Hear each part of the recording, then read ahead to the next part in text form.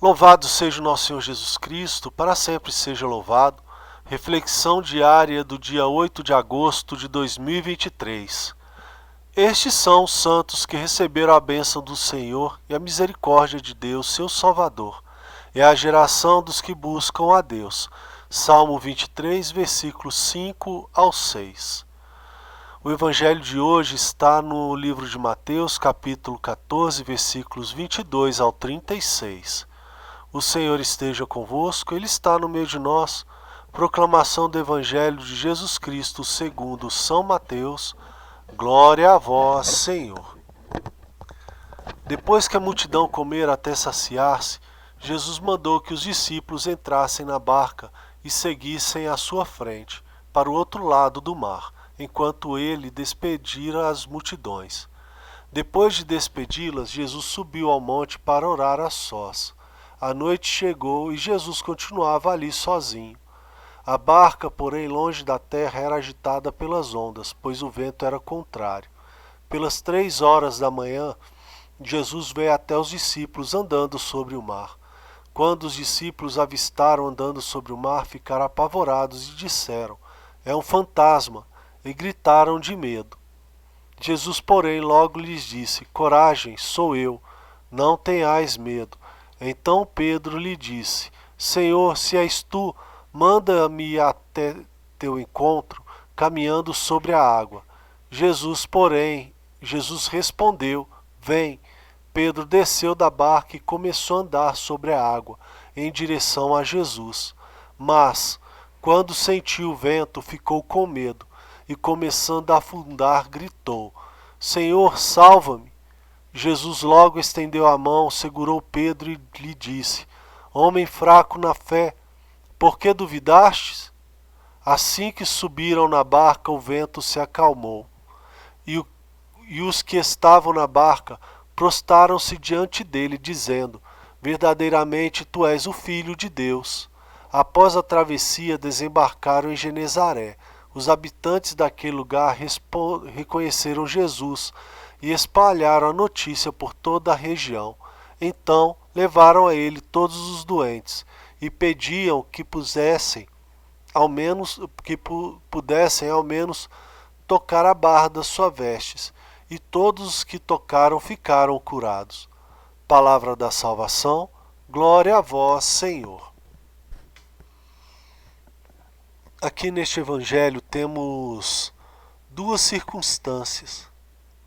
A primeira dela é mantermos numa vida de oração.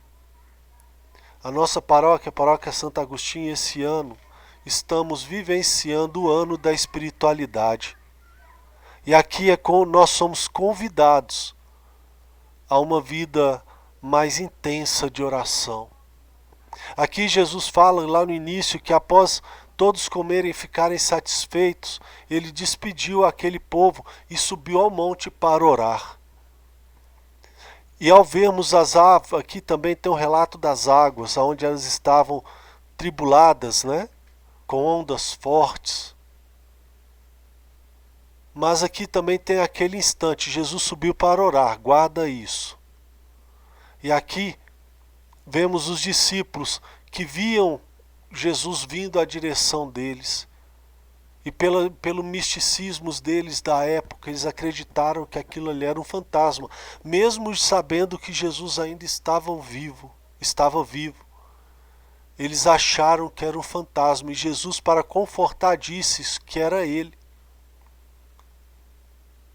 E eles acreditaram que era Jesus.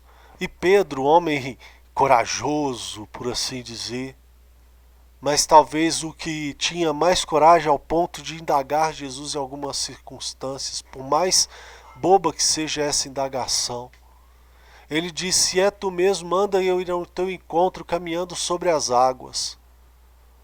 Mas nesse instante, enquanto Pedro fitava os olhos em Jesus, naquela fé palpável, que aonde via Jesus, via o foco da atenção dele, via a quem ele devia estar focado, que era Jesus. Ele acreditava que naquele instante, mas ao perceber a tribulação das águas, que aconteceu com Pedro? Ele começou a afundar porque parou de olhar para Jesus. Chegou ao ponto, aqui retornando lá no início, que eu falei que Jesus subiu ao monte para orar. E recordando o ano da espiritualidade da paróquia Santo Agostinho, que é o ano da espiritualidade.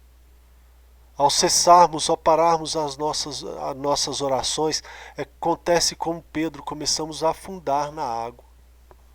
E aqui Jesus fala, ó homem fraco na fé. Ele não falou que Pedro era um homem fraco fisicamente, porque ele era acostumado com aquele mar, ele pescava naquela região.